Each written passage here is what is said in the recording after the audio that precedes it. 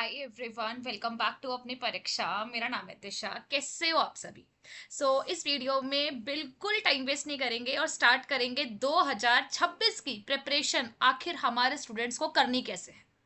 देखो, मैंने खुद ने इस एग्जामिनेशन में एसएससी स्टेनो में 164.5, मतलब 165 ही मान के चलो, ये स्कोर कर रखा है। सो आई थिंक कि मे बी मैं आपको गाइड कर सकती हूँ कि हाँ ठीक है, आप ऐसे से तैयारी करो, ये फुट स्टेप्स आप फॉलो कर सकते हो, या फिर ऐसे मैंने किया था तो आप ये वाले आइडियाज मान के देखो and that will definitely help you.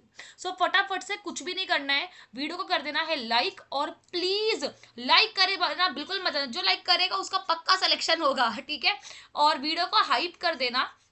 जब आप कमेंट करते हो ना तो उसको स्वाइप करोगे तो बगल में हाइप का ऑप्शन आता है, प्लीज वो कर देना। और शेयर कर देना अपने सारे ग्रुप्स में जहां भी आप लोग तैयारी वगैरह करते हो। और टेलीग्राम ग्रुप पे ज्वाइन हो जाना, जिसका लिंक आपको डिस्क्रिप्शन में भी मिल जाएगा, कमेंट में पिन करा हुआ भी मिल जाएगा, ठीक है। सबसे पहले देखें तो 2026 की प्रिपरेशन, अब मान के चलो बिल्कुल फोकस के साथ ये वीडियो देखना, बहुत ही मन से मैं ये वीडियो बना रही हूँ। मजा आ जाएगा। 2026 का मुझे पता है कि बहुत सारे स्टूडेंट्स को ये लग रहा होगा अभी से क्यों करें, नोटिफिकेशन तो आया नहीं है, कैलेंडर तो आया नहीं है, मैडम तो अपनी मेंटोरशिप के लिए वीडियो लेकर आ गई एंड ब्ला ब्ला ब्ला। मुझे पता है क्या चल रहा होता है दिमाग में, ठीक है। नोटिफिकेशन नहीं आया, कैलेंडर नहीं आया, मैडम को तो कोर्स बेचना होगा, तो ऐसा नहीं है। आप लोगों के अच्छे के लिए बता रही हूं कि नोटिफिकेशन का वेट तो बिल्कुल मत करना। अगर आप नोटिफिकेशन का वेट कर रहे हो ना, तो डियर स्टूडेंट्स मैं आपको बता दूं, आप चाहे कितने भी पास्ट ट्रेंड्स देख लो, जब जब नोटिफिकेशन आया है विद इन 2 to 3 मंथ्स आपका पेपर हो गया है। विद इन 2 to 3 मंथ्स आपका पेपर हो गया है। अब उसमें आप सिलेबस कंप्लीट करोगे, कि सेक्शनल लगाओगे, कि फुल मार्क्स दोगे, कि प्रैक्टिस करोगे, कि स्किल को भी हैंडल करोगे, कि रिवाइज करोगे। बहुत सारी चीजें है ना करने के लिए। तो अब आप अगर एज अ यूपीएससी, अब यूपीएससी तो सुना होगा ना, आपको यूपीएससी की तैयारी करता है तो क्या वो ये वेट करते हैं कि फरवरी में जनवरी में नोटिफिकेशन आएगा तब मैं मेकअप प्रीलिम्स दूंगा? नहीं ना, वो 1 साल पहले से तैयारी करते हैं। लेकिन मैं इन दोनों को इक्वल नहीं कह रही, लेकिन स्टेनो में भी नोटिफिकेशन आएगा 2026 में, लेकिन कम से कम 7-8 महीने पहले आपको अपनी तैयारी शुरू कर देनी चाहिए। दैट्स वाई अगर आपके सामने ये वीडियो आ रही है तो ये एक तरीके से सिग्नल है कि भाई अब अपनी पढ़ाई शुरू कर दो, क्योंकि 2026 में जब नोटिफिकेशन आएगा तब आपके पास सिर्फ एक काम बचा हुआ होना चाहिए, वो है आपकी प्रैक्टिस।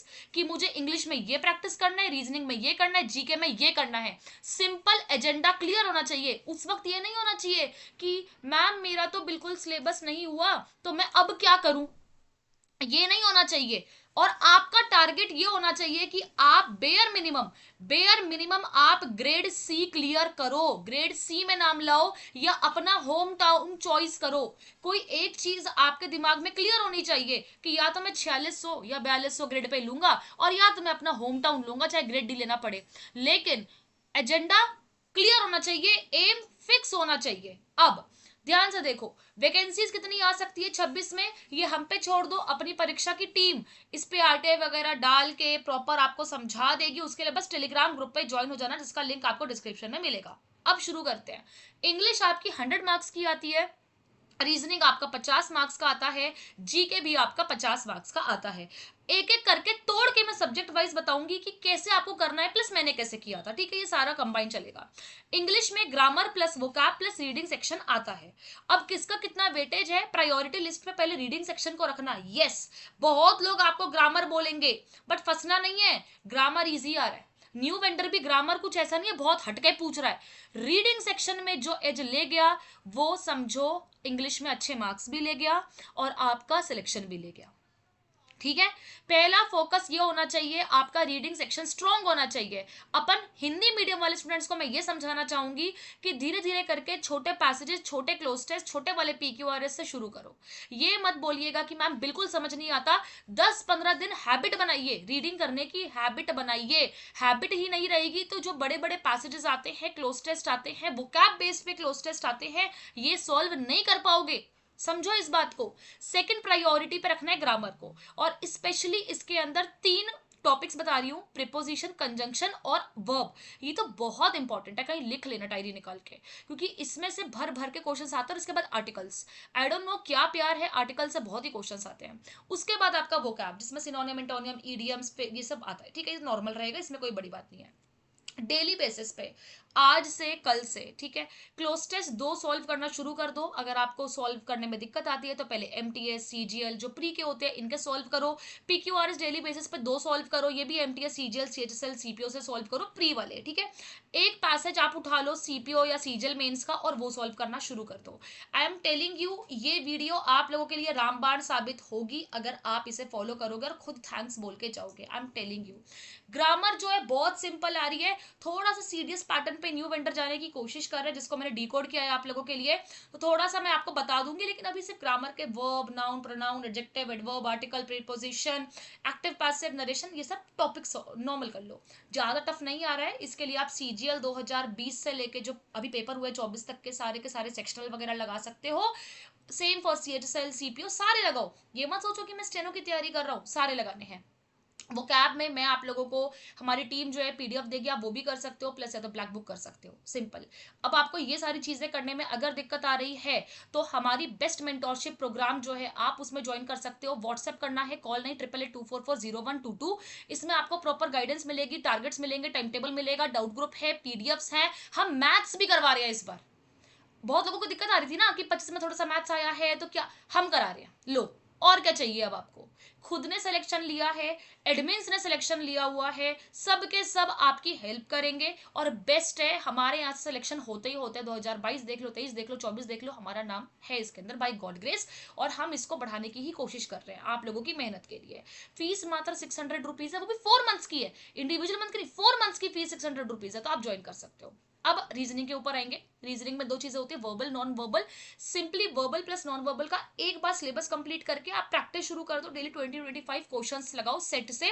मैं कहूंगी आप स्टार्ट करना, जब भी आप प्रैक्टिस कर रहे हो तो आप एक काम कर सकते हो कि आप एमटीएस की रीजनिंग से शुरू करो, फिर आप सीएचएसएल की सॉल्व करो, फिर सीजीएल की सॉल्व करो। ऐसे डेली डेली 20-20, 25-25 क्वेश्चन लगाओ, आपको आराम से एग्जाम तक आप 50 में से 50 भी ला सकते हो, कोई बड़ी बात नहीं है। आप करके देखो, रीजनिंग सबसे स्कोरिंग और सबसे इजी होता है। अगर इसके बाद मैं बात करूं जीके की, तो जीके में गांठ बांध लेना, हिस्ट्री, पॉलिटी, ज्योग्राफी, इकोनॉमिक्स, ये सबसे इंपॉर्टेंट है, वेटेज इसकी सबसे ज्यादा है। और फिर स्टैटिक जीके। अगर आप मेंटोरशिप प्रोग्राम में हो तो सारी पीडीएफ्स हम आपको खुद बनवा के दे रहे हैं, प्लस प्रॉपर्ली करा रहे हो, तो कोई दिक्कत वाली बात नहीं आएगी। लेकिन अगर आप खुद कर रहे हो तो मैं वो भी बता देती हूँ कि भाई आपको खुद कैसे करना है। नोट्स से करना है, नोट्स या तो बना लो या कहीं से परचेज कर लो, ठीक है, सिंपली। और बुक में अगर आप मैं बोलूँ तो आप ल्यूसेंट को रीडिंग करना शुरू करो, डेली एक टॉपिक उठाओ, उसे रीड करो। जब तक एग्जाम आएगा आप कम से कम अपना जीके 4 बार कर चुके होगे, और ये बहुत रामबाण स्ट्रैटेजी है। करंट अफेयर्स को बिल्कुल स्किप करो, बिल्कुल नहीं करना है इस टाइम पे। अगर आप सोच रहे मैं करंट अफेयर्स कर लेता हूँ, डेली न्यूज़पेपर रीड करता हूँ, डजंट मैटर।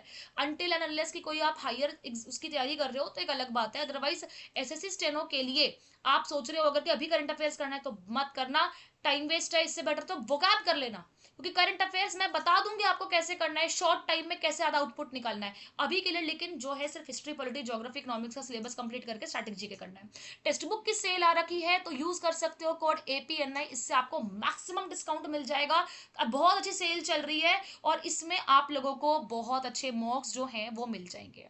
आपका टारगेट जो है ना 160 प्लस ही होना चाहिए, और मैंने खुद ने भी यही टारगेट रखा था। आपको लग रहा होगा कि टारगेट हमेशा हाई रखो तभी जाके मार्क्स आएंगे। अगर आप ये सोच लोगे ना यार बस मेरा ग्रेड सी में नाम आ जाए, ऐसा नहीं है। आज के टाइम पे कंपटीशन इतना हाई है डियर स्टूडेंट्स कि आपको ग्रेड सी में भी जो मार्क्स आएंगे ना उससे भी वे अबव करना पड़ेगा, ठीक है। तो इस चीज का आपको ध्यान रखना है। मैंने क्या एक स्ट्रैटेजी अपनाई थी, अब मैं वो बताती हूँ। मैं इंग्लिश में रीडिंग सेक्शन पे बहुत ध्यान दे रही थी, फिर मेरा टारगेट था जीके, फिर उसके बाद था मेरा रीजनिंग, क्योंकि रीजनिंग मेरी अच्छी थी तो मुझे कोई दिक्कत नहीं आ रही थी वहां पे। दो मेरे को डर था कि भाई कहीं रीजनिंग ऐसा ना हो कि बहुत ही गेम चेंजिंग हो जाए, तो उसके लिए भी क्या करा था कि हाई लेवल क्वेश्चंस कुछ लगा लिए थे।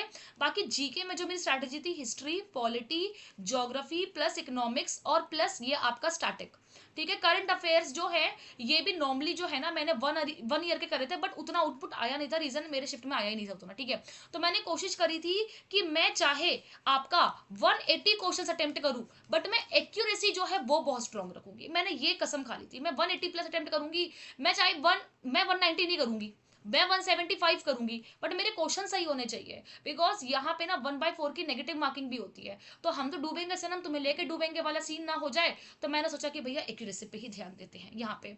और इसके अलावा ना साथ में स्किल की भी तैयारी करते रहना, चाहे आप हिंदी मीडियम से हो या इंग्लिश मीडियम से हो, क्योंकि ये चीज आपको ध्यान रखनी पड़ेगी। अगर आप इंग्लिश मीडियम से हो और पिटमैन की क्लासेस ढूंढ रहे हो या स्पीड के लिए बेस्ट क्लासेस ढूंढ रहे हो, तो भी आप व्हाट्सएप पे इंक्वायरी कर सकते हो, हमारे पास बेस्ट क्लासेस है। और इससे बहुत सारे सिलेक्शन हुए हैं, बहुत सारे, मतलब 24 में तो बहुत आगे लगा दी थी हम सबने।